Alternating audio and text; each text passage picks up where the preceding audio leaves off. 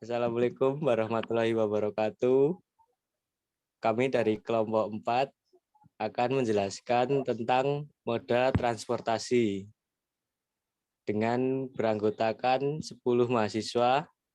Yang pertama ada saya, Enggal Ridwan Sulistyo, kemudian ada Adam Arinugroho, ada Nita Dwi Wulandari, Robi Habli, Ahmad Muhtar, Rizky Akbar, Latif Lukito, Ahmad Dhani Zafran, Hinuri Mawan, dan Isti Husna Amalia.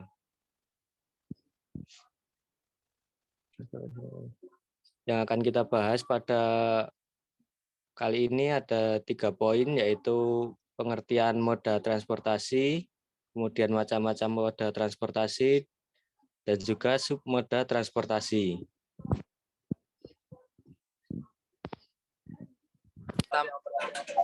Yaitu pengertian moda transportasi.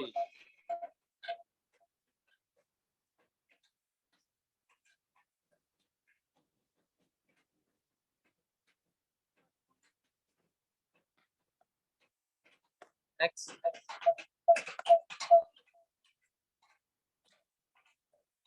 Moda transportasi merupakan istilah yang digunakan untuk menyatakan alat angkut yang digunakan untuk berpindah tempat dari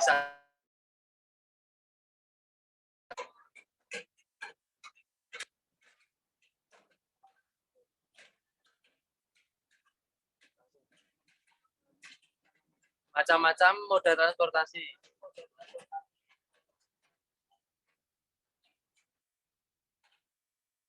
Moda yang biasanya digunakan dalam transportasi dapat dikelompokkan sebagai berikut.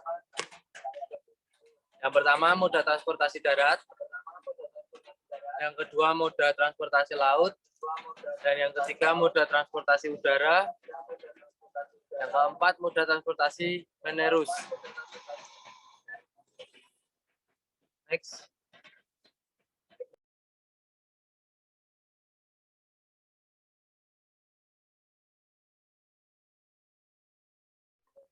Submoda transportasi darat. Moda transportasi darat biasanya berada pada daratan, entah itu di bawah tanah atau yang melayang. Transportasi jalan raya, transportasi jalan baja, dan transportasi sungai, danau, dan penyeberangan merupakan submoda transportasi darat. Transportasi jalan raya dibagi lagi ke dalam transportasi umum dalam kota, misalnya bis kota, dan antar provinsi, misalnya bis-bis antar provinsi. Ada pula angkutan pinggiran kota seperti mikrolet, bajai, bemo, dan ojek. Karakteristik transportasi darat. Yang pertama, dapat melayani secara door-to-door service. Yang kedua, mudah untuk dikembangkan. Yang ketiga, memberikan kebebasan untuk pengendara dari ruang dan waktu. Yang terakhir, biaya operasional yang relatif lebih terjangkau.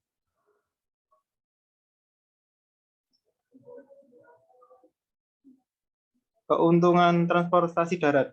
Yang pertama, lebih mudah untuk memberikan pelayanan dan sangat memungkinkan untuk mengubah tujuan atau tempat yang akan dituju. Yang kedua, bisa mencapai titik yang diinginkan ditentukan secara mudah. Yang ketiga, memungkinkan untuk digunakan sebagai alat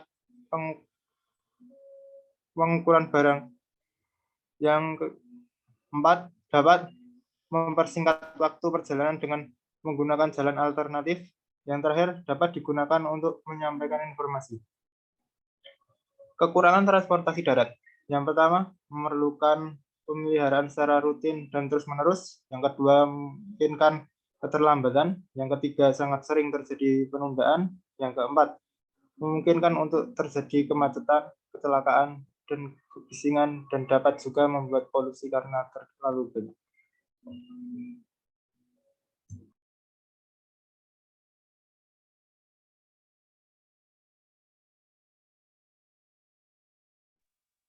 Jenis-jenis moda transportasi darat. A. Transportasi jalan raya. Memiliki moda transportasi ini paling banyak digunakan karena jenis moda ini bisa dibeli dan dimiliki. Contoh yang paling mudah adalah kendaraan roda 2 ataupun kendaraan roda 4. Transportasi jalan rel. Transportasi jalan rel biasanya menggunakan media rel sebagai tempat untuk berjalan. Contohnya kereta api. Transportasi ini menggunakan sarana diesel dan listrik sebagai daya menggerakkannya. Transportasi jalan rel juga mempunyai kelemahan dan keunggulannya, karena transportasi ini biasanya hanya bisa bergerak pada jalurnya saja. C. Transportasi pipa. Transportasi pipa biasanya digunakan untuk keperluan PT atau perusahaan-perusahaan yang bergerak pada sumber daya alam seperti pengangkutan barang cair, gas, dan lain-lain. D. Transportasi gantung. Moda transportasi ini biasanya digunakan untuk saran wisata dan bukan untuk transportasi yang digunakan untuk keseharian. Transportasi gantung yang paling banyak digunakan untuk negara maju. Next.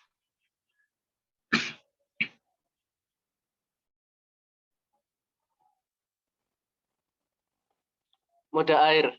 Transportasi ini umumnya bergerak di laut atau sungai dan bersifat alami, tetapi ada pula yang dibuat oleh manusia seperti kanal. Moda transportasi air biasanya digunakan untuk menyeberangi laut atau sungai yang tidak mampu manusia lewati. Namun, transportasi ini tidak hanya digunakan untuk mengangkut orang atau barang saja, tetapi bisa digunakan juga untuk tujuan pariwisata. Umumnya digunakan untuk orang yang mempunyai banyak uang. Alat transportasi air atau kendaraan air adalah kendaraan atau alat angkut yang digunakan di air, mencakup kapal, perahu, kapal bantalan udara, dan kapal selam. Pelabuhan adalah prasarana yang digunakan sebagai tempat untuk berlabuhnya kapal dan tempat untuk manusia dan barang menunggu, atau bisa juga untuk hal-hal lainnya. Moda transportasi ini bersifat hanya untuk peralihan. Maka pelabuhan harus bisa digunakan untuk menghubungkan transportasi darat dan harus dilengkapi dengan berbagai macam kemudahan dan kenyamanan juga.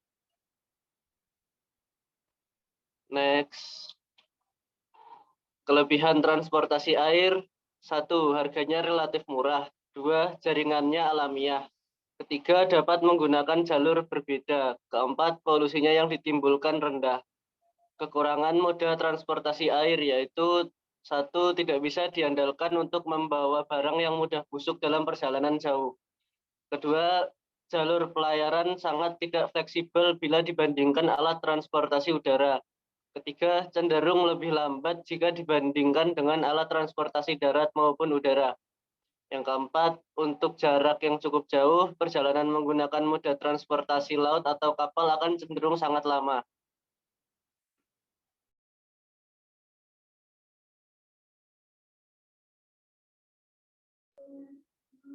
Contoh moda transportasi laut. 1. Kapal layar.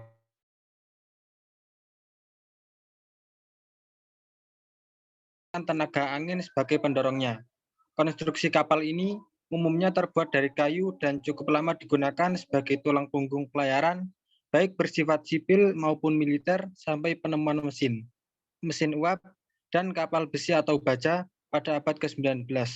Seiring dengan rampainya revolusi industri yang dipelopori oleh Inggris melalui penemuan mesin uap oleh James Watt. 2. Kapal tanker adalah kapal yang dirancang untuk mengangkut minyak atau produk turunannya. Jenis utama kapal tanker termasuk tanker minyak, tanker kimia, dan pengangkut LNG. Di antara berbagai jenis kapal tanker, supertanker dirancang untuk mengangkut minyak sekitar Afrika dan Timur Tengah. Next.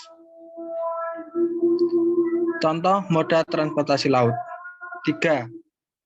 Kapal uap. Kapal uap mulai digunakan setelah ditemukannya mesin uap di Inggris oleh James Watt yang memunculkan revolusi industri yang juga merupakan revolusi bahan bakar sebab pada masa itu mulai digunakan batu bara dengan skala yang lebih luas menggantikan kayu bakar.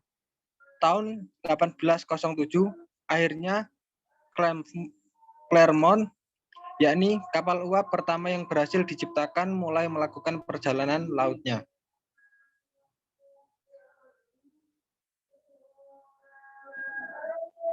Moda transportasi udara. Next.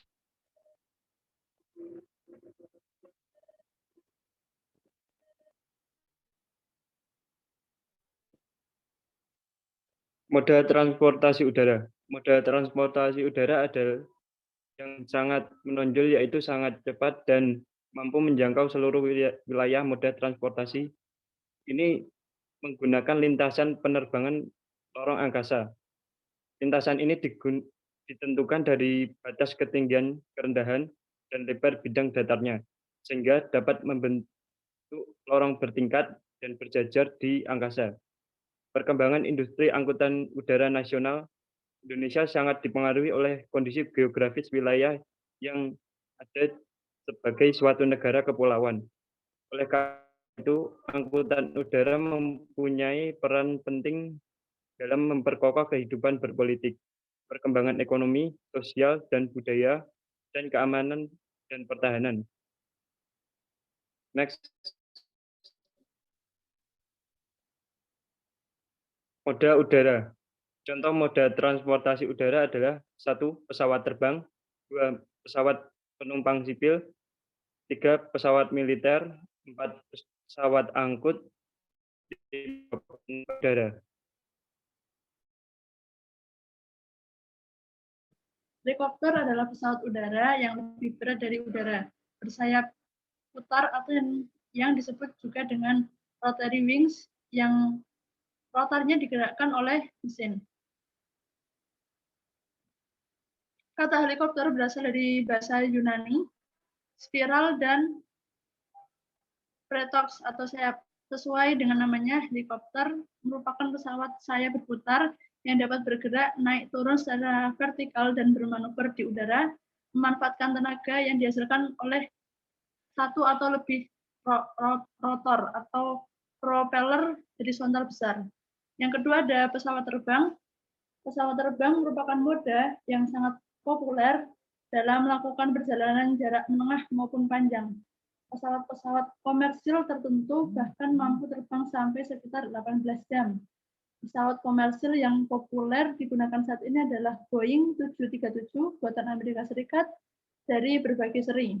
Di antaranya seri 200, 300, 400, 500, 800, dan 900. Kemudian disusul dengan pesawat Airbus buatan beberapa negara di Eropa dari seri 319, 320, dan 330.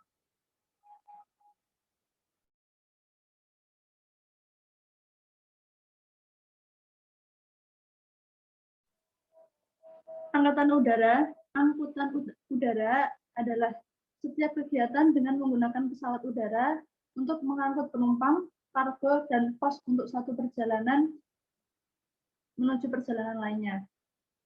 Dari satu tempat, dari bandara satu ke bandara lainnya.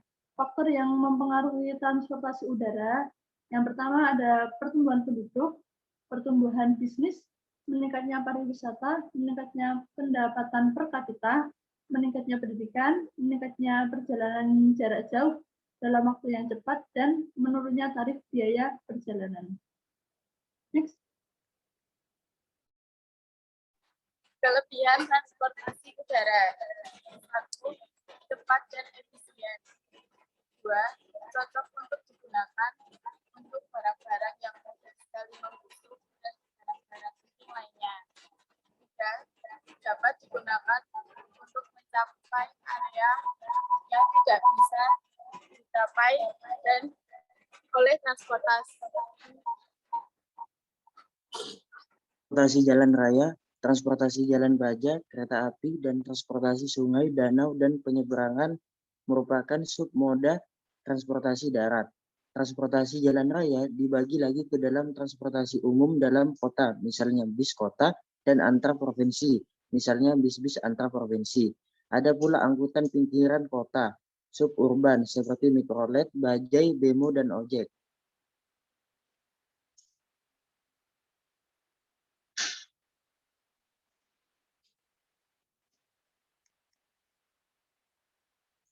Terima kasih. Sekian presentasi dari kami. Semoga dapat bermanfaat. Apabila ada kurangnya, kami mohon maaf. Terima kasih. Wassalamualaikum warahmatullahi wabarakatuh.